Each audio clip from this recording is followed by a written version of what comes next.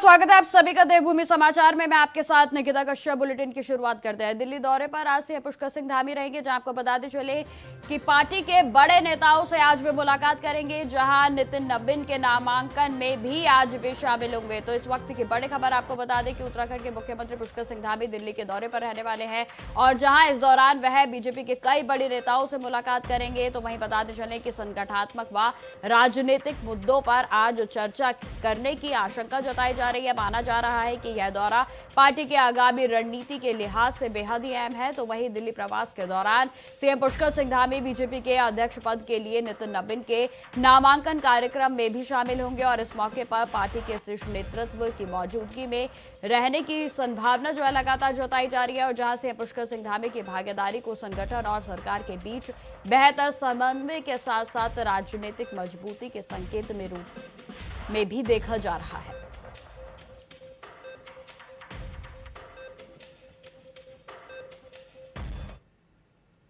खबरों में आगे बढ़ते हैं। उत्तराखंड में भाजपा के जनसंपर्क कार्यक्रम के दौरान लगातार विरोध की घटनाएं सामने आ रही हैं, जहां आपको बता दें कि पहले कैबिनेट के मंत्री गणेश जोशी को उत्तरकाशी में और अब बीजेपी के प्रदेश अध्यक्ष को गोपेश्वर में काले झंडे दिखाए गए और इस पर प्रतिक्रिया देते हुए बीजेपी ने इसे कांग्रेस की बौखलाहट बताया है। तो वहीं आपको बताते चलें कि बीजेपी के मीडिया प्रभारी मनवीर सिंह चौहान ने कहा है कि प्रदेश में जन जन की सरकार जन जन के द्वार अभियान को जनता का व्यापक समर्थन मिल रहा है और जिससे लगातार कांग्रेस घबराई हुई है। तो वहीं आपको बता दें कि उन्होंने यह भी कहा कि अब तक 3.5 लाख से अधिक लोग इस अभियान में भाग ले चुके हैं।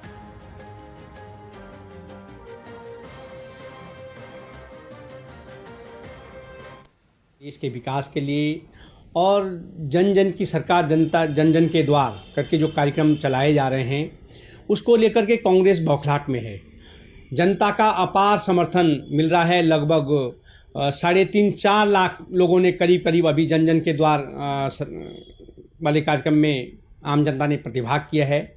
उस कारण कांग्रेस कहीं ना कहीं बौखलाहट में है और इस तरह से हमारे नेताओं के माननीय मंत्रीगणों का वो विरोध कर रहे हैं। और देखिए, लोकतंत्र में विरोध करना सबका अधिकार है, लेकिन इस तरह से कार्यक्रमों में विरोध करना और रास्ता रोक करके माननीय मंत्रीगणों का और हमारे नेताओं का रास्ता रोक कर विरोध करना, ये बिल्कुल लोकतंत्र के खिलाफ है। और कांग्रेस पार्टी हमेशा एक तरह से प्रदेश में अराजकता फैला करके प्रदेश का माहौल खराब करने की कोशिश कर रही है और जिस तरह से उन्होंने कई षड्यंत्र रच करके हमारी पार्टी की छवि खराब करने की कोशिश की, उसमें पूरी तरह से फेल हो गए। इसलिए अब इस तरह का नया रास्ता वो चुन रहे हैं। अब खबर चंपावत से है, जहां लोहाघाट में आयोजित जन जन की सरकार जन जन के द्वार कार्यक्रम में कैबिनेट के मंत्री रेखा आर्या ने जन समस्याओं का समाधान किया। तो वहीं इस दौरान उन्होंने विभिन्न विभागों के स्टॉलों का निरीक्षण किया। तो वहीं आपको बताते चले कि बाल विकास विभाग के जन्मोत्सव कार्यक्रम में नौनिहालों को भी उनकी ओर से शुभकामनाएं दी गई हैं और जहां ग्रामीणों ने सड़क, फसल सुरक्षा, अटल आवास, पेयजल, राशन कार्ड के साथ साथ आधार कार्ड जैसी समस्याएं उठाई और जहां मंत्री ने जिला अधिकारियों से इस समस्याओं पर जवाब तलब किया है और मौके पर ही समाधान के निर्देश उनकी ओर से दिए गए। जहां कार्यक्रम में 72 समस्याओं का समाधान किया गया है। तो वहीं मंत्री ने कहा कि बीजेपी सरकार प्रदेश के दूरस्थ गांवों में भी विकास सुनिश्चित कर रही है और जहां जन सुनवाई कार्यक्रमों से समस्याओं के समाधान में भी तेजी आई है।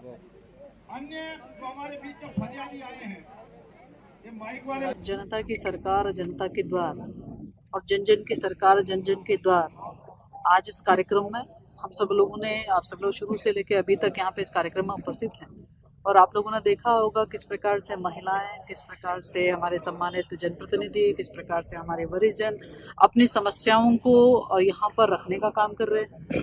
और उनकी समस्याएं, चाहे वो कुछ पेंशन के संदर्भ में हो, कहीं पे फिंगरप्रिंट्स ना आने के कारण आधार कार्ड ना बनना हो, कहीं पे स्वास्थ्य कार्ड का ना बनना हो, कहीं पर आवास को लेकर इच्छा अपेक्षा हो, कहीं पर सड़क को लेकर हो, कहीं पर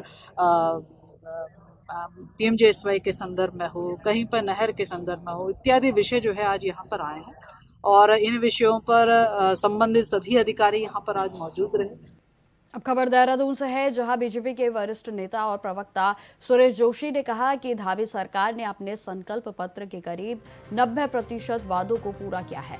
जोशी ने कांग्रेस पर निशाना साधते हुए कहा कि देश और उत्तराखंड में लंबे समय तक कांग्रेस की सरकार रही, लेकिन उनके कार्य जनता के सामने हैं। और जहां 2014 के बाद मोदी सरकार के आने से देश में बदलाव आया है, तो वहीं उत्तराखंड के मुख्यमंत्री पुष्कर सिंह धामी के नेतृत्व में विकास की रफ्तार भी तेज हुई है। उन्होंने यह भी दावा किया है कि बीजेपी की सरकार से जनता पूरी तरह से संतुष्ट है।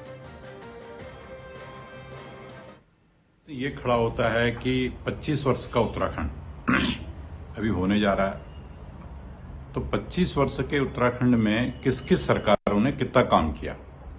कांग्रेस को भी टाइम मिला है, भारतीय जनता पार्टी को भी टाइम मिला है, लेकिन अगर आप पूरे उत्तराखंड के विकास को देखेंगे तो 2014 के बाद जब से केंद्र में भारतीय जनता पार्टी की मोदी जी की सरकार आई है, तब से उत्तराखंड का कायाकल्प होना शुरू हुआ है। और जो ये सरकार चल रही है वर्तमान में, 4 वर्ष इसको होने जा रहे हैं, इस सरकार ने जो 4 वर्ष पहले जिन विषयों को जनता के सामने रखा था और जिस संकल्प पत्र को हम लेके गए थे, मैं आज दावे के साथ कह सकता हूं कि उन सभी कार्य योजनाओं में हमने 90% काम धामी जी की सरकार ने पूरा किया है।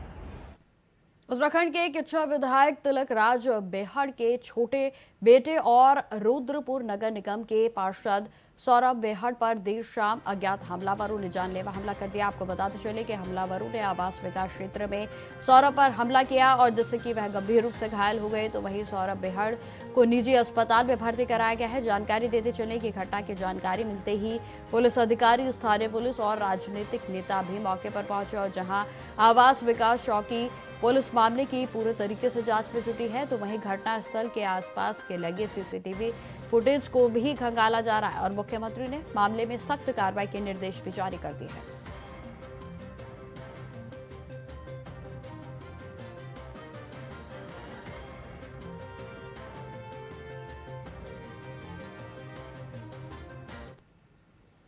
मुख्यमंत्री पुष्कर सिंह धामी के निर्देश पर उधम सिंह नगर के अपर जिलाधिकारी पंकज उपाध्याय ने खटीमा नगर में 3 प्रमुख मांगों के 4 लेन निर्माण के लिए स्थलीय निरीक्षण किया, जहां उन्होंने पीलीभीत रोड, टनकपुर रोड और सितारगंज रोड पर चौड़ीकरण की संभावनाओं का आकलन किया है। और इस दौरान नगरपालिका अध्यक्ष रमेश चंद्र जोशी और विभिन्न विभागीय अधिकारियों के साथ निरीक्षण भी किया गया। जानकारी देते चले कि पीलीभीत रोड पर 4 किलोमीटर तक 4 लेन सड़क बनवाई जाएगी, जबकि टनकपुर में भी और सितारगंज रोड पर भी चौड़ीकरण का कार्य प्रस्तावित है। जानकारी देते चले कि खटीमा कोतवाली से सब्जी मंडी होते हुए टनकपुर रोड पर नए वैकल्पिक मार्ग का भी निरीक्षण किया गया और जहां प्रशासन ने इस कार्य को शीघ्र ही शुरू करने की योजना बनाई है और जिससे कि नगर के जाम से भी लोगों को निजात मिलेगी।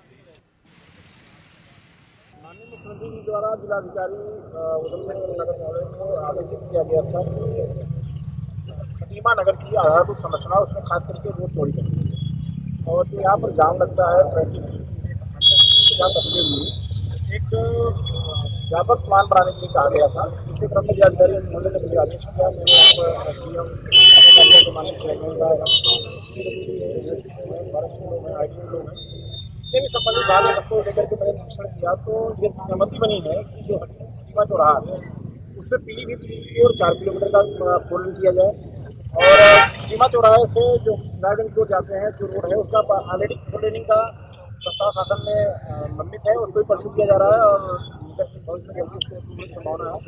तीसरा एक 2 चीज़ें नहीं जोड़ी गई हैं, उसमें खटीमा चौराहे से टनकपुर रोड जाती है, उसको भी 4 लेन किया जाना है और एक अल्टरनेट मार्ग जो हमारा बना हुआ है लेकिन हम उसको यूज नहीं कर पाते हैं। कोतवाली से बाजार में होते हुए एक थोड़ा समय करीब 30 मीटर के आसपास नाला कवर करना पड़ेगा, कवर करने का देंगे तो एक हमारा मिनी बाईपास बन जाएगा। खबरें लगातार जारी रहेंगी, फिलहाल रुकते छोटे से ब्रेक के लिए। तो ब्रेक के बाद एक बार फिर से स्वागत है आप सभी का। बढ़ते हैं खबरों की ओर। खबर गदरपुर विधायक अरविंद पांडे की मुश्किलें अब लगातार बढ़ती जा रही हैं। जी हां, आपको बता दें कि उन पर लगातार जमीन पर अवैध कब्जा करने, जान से मारने की धमकी देने के आरोप लगा रहे हैं। और जहां बाजपुर में निवासी बीजेपी के नेता संजय बंसल ने आरोप लगाया है कि विधायक और उनके भाइयों ने फर्जी दस्तावेजों के आधार पर उनकी पुश्तैनी जमीन पर कब्जा किया और विरोध करने पर उन्हें धमकी दी। जहां संजय बंसल ने बाजपुर में कोतवाल और एसडीएम अमृता शर्मा को भी तहरीर और ज्ञापन दिया है। और साथ ही आपको बताते चलें कि धरना प्रदर्शन भी शुरू कर दिया गया। उन्होंने यह भी कहा कि यदि प्रशासन ने जल्द ही कोई कार्रवाई नहीं की तो यह अनशन भी करेंगे। और जहां एसडीएम अमृता शर्मा ने मामले की गंभीरता को समझते हुए तहसील चकबंदी और पुलिस की संयुक्त टीम का गठन कर जांच शुरू करने की बात कही। एक प्रार्थना पत्र प्राप्त हुआ है जो मुंगिया पिस्तौर में ज़मीन से संबंधित है। उनके द्वारा ये बताया गया है, इसमें प्रार्थना पत्र में उल्लिखित किया गया है कि माननीय विधायक गदरपुर जो है उनके भाइयों के द्वारा मिली भगत करके और उनके रिश्तेदारों के द्वारा मिली भगत करके उनकी ज़मीन को खुर्द-बुर्द कर लिया गया है और मौके पे कब्जा कर लिया गया है। तो इसमें चकबंदी से संबंधित ये मैटर है। तत्काल चकबंदी अधिकारी और तहसीलदार की संयुक्त कमेटी का गठित की जा रही है, क्योंकि उनके द्वारा ये भी कहा गया है कि उनको डराया धमकाया गया है, धमकी दी गई है। तो पुलिस विभाग को भी तत्काल ही प्रकरण को प्रेषित किया जाए। अब खबर नैनीताल से है, जहां जिलाधिकारी ने वन्यजीव मानव संघर्ष को देखते हुए बड़ा निर्णय लिया है। आपको बता दें कि आज से 21 जनवरी 2026 तक जिले के धारी, ओखल कांडा और रामगढ़ के विकास खंडों के स्कूल और आंगनबाड़ी केंद्रों को बंद रखने के आदेश जारी कर दिए गए हैं। जहां इस क्षेत्र में जंगली जानवरों की दहशत से ग्रामीण लगातार परेशान हैं और उनकी सुरक्षा के लिए यह कदम उठाया गया। तो वहीं जानकारी देते चले कि जिलाधिकारी का यह निर्णय स्थानीय लोगों की सुरक्षा और स्कूलों में पढ़ने वाले बच्चों की उपस्थिति को ध्यान में रखते हुए लिया गया है।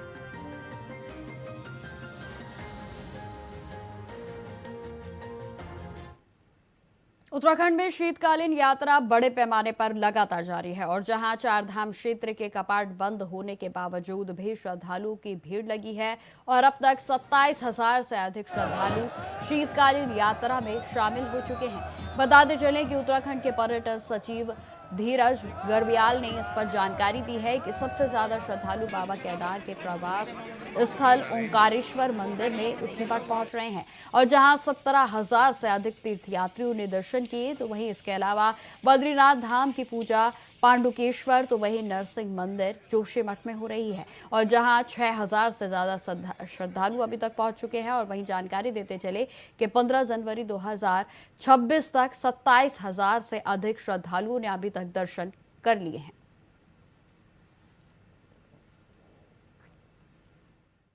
आपने देखा होगा कि चाहे न्यू ईयर का समय हो या 25 दिसंबर का समय हो, हमारे जितने हिल स्टेशंस में काफ़ी पर्यटक आए हैं। और विंटर टूरिज्म को प्रमोट करने के लिए पहली बार आपने देखा होगा कि दिल्ली में हम लोगों ने रोड शो किया, जिसमें माननीय पर्यटन मंत्री जी ने प्रतिभाग किया था। और दिल्ली के, क्योंकि मेन हमारा सोर्स मार्केट दिल्ली है उत्तराखंड के लिए, और मेट्रो सिटी है, तो मैक्सिमम टूरिस्ट वहीं के रास्ते यहाँ पे आते हैं। तो उसमें लगभग 250 उनके टूर ऑपरेटर्स, होटल एसोसिएशन के मेंबर्स और जितने भी स्टेक होल्डर्स हैं, सब लोगों ने प्रतिभाग किया। तो उसमें काफ़ी अच्छा रुझान मिला है। और आपने देखा होगा कि माननीय मुख्यमंत्री जी जब माघ मेला वहाँ पे उत्तरकाशी में गए थे, वहाँ पे भी टूर ऑपरेटर्स को वहाँ पे बुलाया गया था। तो लगभग 65 और 70 के करीब टूर ऑपरेटर्स थे जो बाहर से आए। तो इसका मतलब ये मान के चल सकते हैं कि उत्तराखंड के प्रति उनका आकर्षण है। और उन लोगों को फैम टूर के लिए भी भेजा गया, उत्तरकाशी से जैसे चमोली भेजा गया, रुद्रप्रयाग भेजा गया और अदर डिस्ट्रिक्ट्स में भी भेजा गया। 2026 में प्रस्तावित नंदा देवी राजजात यात्रा को लेकर बड़ी खबर सामने आई है। आपको बता दें कि नंदा देवी राजजात यात्रा समिति के कर्णप्रयाग में आयोजित बैठक में यह निर्णय लिया गया है कि यात्रा को 2026 की बजाय 2027 में आयोजित किया जाएगा। और जहां समिति के अध्यक्ष प्रोफेसर राकेश कुमार ने इस पर कहा है कि 23 जनवरी को मनोती का कार्यक्रम होगा, लेकिन इस वर्ष यात्रा के लिए उच्च हिमालयी क्षेत्रों में बर्फबारी और प्रतिकूल मौसम की संभावना है और साथ ही आवश्यक कार्य न होने के कारण यात्रा की सुरक्षा चुनौतीपूर्ण हो सकती थी।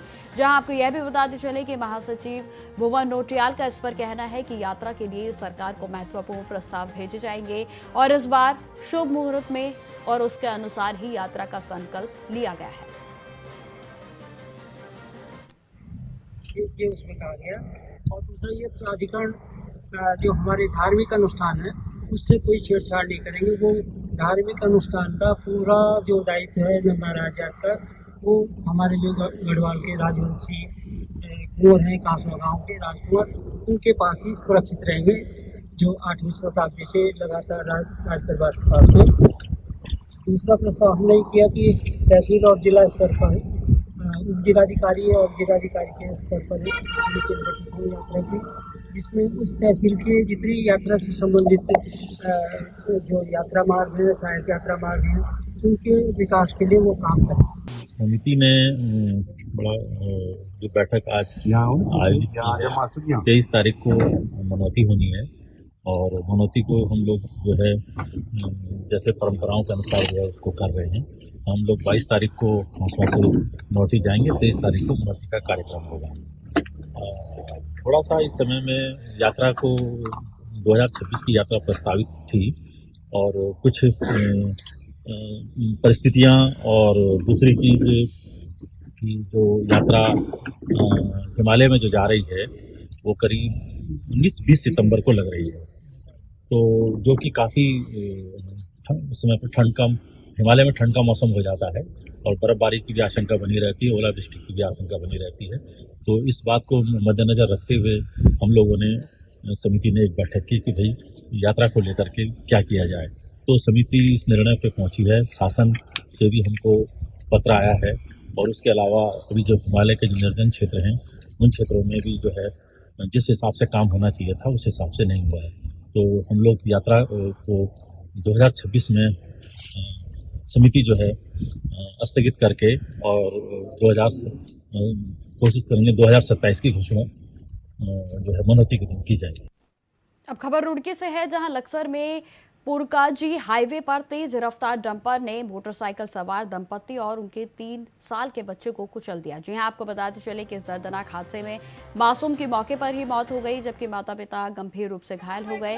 घायलों को अस्पताल में भर्ती कराया गया है और घटना के बाद आक्रोशित स्थानीय लोग डंपर चालक को पकड़कर शेखपुरी गांव में हाईवे जाम कर प्रदर्शन करने लगे। जहां आपको बताते चले कि मौके पर पहुंची पुलिस ने चालक को हिरासत में लेने की कोशिश की, लेकिन हालात उस वक्त और भी बिगड़ गए जब भीड़ ने आरोपी चालक को पुलिस वाहन से छुड़ा लिया।